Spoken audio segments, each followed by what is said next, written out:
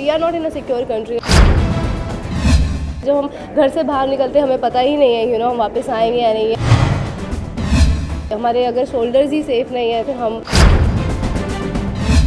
कहना क्या है। I mean it's ridiculous, it's so upsetting and I think Smriti ji ne actually she made a very good point on social media, which was where she said everyone's talking so much about it, and if you want to do anything about it, be a better Indian for these people to fight for.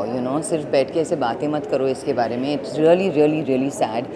And I think, our political system, someone needs to do something. Yeah, we're so capable, so capable of making that change. And हम आम आदमी, the maximum we can do is हम लोग vote कर सकते हैं, but it's the people in power. Don't make this a game as far as power between you guys is concerned. Just make it, do something that will make some sense and that will show us some results. Yes, so obviously deeply saddened. और जो भी ma'am ने कहा बिल्कुल ठीक कहा कि हमारे जो पॉलिटिकल सिस्टम है उसको और स्ट्रॉन्ग होना चाहिए.